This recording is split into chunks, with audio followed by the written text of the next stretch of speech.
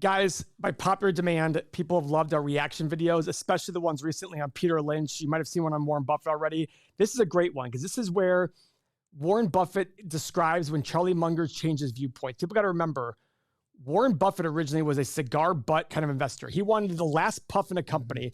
The assets are better than the liabilities. I'm okay if the business is crap. Munger changed his mindset, said, no, it's better to buy a great company at a fair price than a fair company at a great price. And that's what changed for him. This is the explanation of it. Ready? Watch it. Mr. Munger, you are largely credited with moving Warren away from the cigar butt approach to investing as it was practiced by Ben Graham. It's been stated that it was the purchase of See's Candy that taught you this important lesson of buying good businesses. At what point did you realize that this concept of buying good businesses was a better long-term investment strategy, and what was it in your discussions with Warren that allowed you to persuade him to move in that direction? Mr. Buffett, what was it in Mr. Munger's arguments for buying good businesses that persuaded you to abandon the cigar butt approach and move in his direction? Is this question over yet? My second question. That's the second question? In both your experience, have you or Mr. Munger ever known of a company that has regained or replaced its competitive advantage once it was lost? Charlie, do you want to answer the first question about how you... Yeah, well, I think there's some mythology in this idea that I've been this great enlightener of Warren Buffett. Warren hasn't needed much enlightenment, but we both kept learning all the time, so that the man we were 5 years earlier was less sensible than the man who ultimately was there. And See's Candy did teach us both a wonderful lesson, and it'll teach you a lesson if I tell you the full story. Oh my gosh. If See's Candy had asked $100,000 more, Warren and I would have walked. That's how dumb we were at that time. 10,000 more. And see, I don't think that's dumb. And the reason being is they can say that in hindsight. But Dexter Shoes, you better believe if somebody offered them that company for 90% less, they would have said, no, thank you, if they go back in time. They're being humble here, which I love. It's a great thing, but I like the idea. When we make offers on real estate, literally I say to people, $1 more and I'm not buying it. You have to have some sort of process and say, this is, because you're going to be wrong sometimes. It's in hindsight, and I think they're just trying to be humble and make it seem like, oh, this is great. But if you asked them, pay $10 million more, he said before they wanted $5 million. I think he bought it for $25 million. The family really wanted 30. And he said in his annual reports, man, now I know I should have paid them 30. Well, yeah, but you've also had an Irish bank you wrote down 80% of. You had Dexter Shoes and other companies that World Book, I don't know what his World Book investment did, but I'm quite sure it didn't do great. NetJets, he lost $1.2 billion on NetJets at the beginning for a while. For 10 years, he lost like $1.2 billion. I'm sure at any point in those 10 years, he'd have been like, let me get rid of this thing. So it's easy to say that, it's cute and it's fun and blah, blah, blah, blah. But at the same point, I think it's a little disingenuous. It's a little misleading.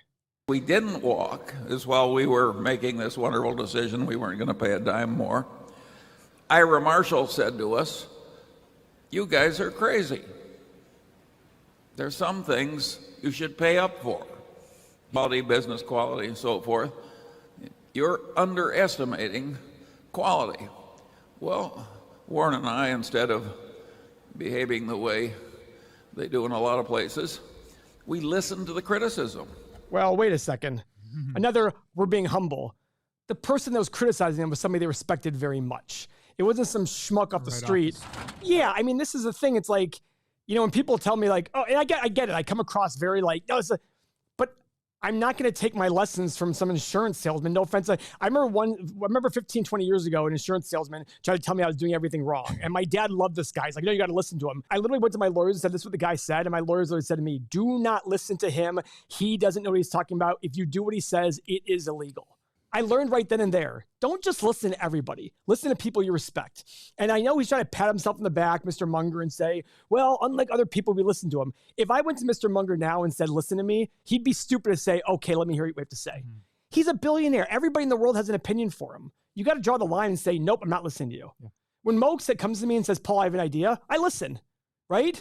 When Mikey comes to me and says, great, but if some guy off the street I don't know, I'd be like, what are you doing? Get out of my face. In fact, I would naturally say, I'm not going to listen to them because it's probably a salesman, right? That's true. I seek out advice from people I very much respect, like Gary. Yeah, exactly. Just last week, I'm like, Gary, I want to go through this company because I don't know if I'm understanding it. Yeah. We went through it. And guess what? At the end of the call, I sold the company. Sleep Number. I said, you know what? Even though Gary and I agreed it's probably a value play currently, we agreed that in this cycle, it's probably not done falling. So I decided, like, listen, let me just sell it, get my tax loss harvest, and then wait for it to fall even more. And I'll probably buy it at a much lower price. Great. So that's where we stand. I appreciate them being very humble and, oh, this is great. But I think it's a little disingenuous. Actually, it's one of the things I don't like about Warren Buffett. It's rare that Munger does these things. He's much more blunt. But Buffett's notorious for this. He's the nice guy in the relationship. In the book Snowball, he literally says, I want everybody to like me. If I have to pick between two people, I'm going to go do the thing for the person that would be more upset with me if I canceled on them. Yeah, he's absolutely, even Tim's faces, he's actually said that in Snowball. He wants to be liked. Yeah. The Dale Carnegie's How to Win Friends and Influence People. All right. We changed our mind. And that is a very good lesson for anyone. The ability to take criticism constructively is well, think of all the money we made from accepting that one criticism. And if you count the indirect effects from what we learned from buying C's, you can say that Berkshire's been built partly by learning from criticism. Now, we don't want any more today. Because you're in an arena of 20,000 people and you don't care about their opinions. They haven't earned the right to give you their opinion. That's it. Guys, if you think that you need to listen to everybody's opinion, you are not successful enough because you haven't had people give you unsolicited advice. Go stand in the shoes of somebody who's so successful that everybody thinks they're going to be more successful because of you. It's funny. This is a value investing video, but I'm here more talking about, like, don't waste your time listening to people that you haven't earned your respect. Yeah. That's all it is. Mm-hmm. That actually drives me nuts. Unsolicited advice is the number one way for me to get me to dislike you.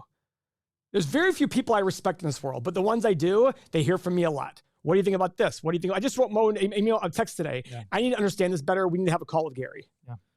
That's it. Yep. And by the way, I don't agree with Gary on everything. There's things I majorly disagree with Gary on.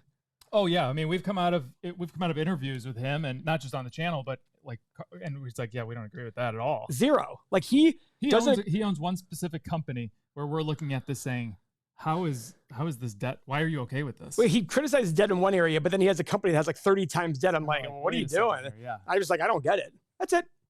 All right. Yeah. We also like the peanut brittle. So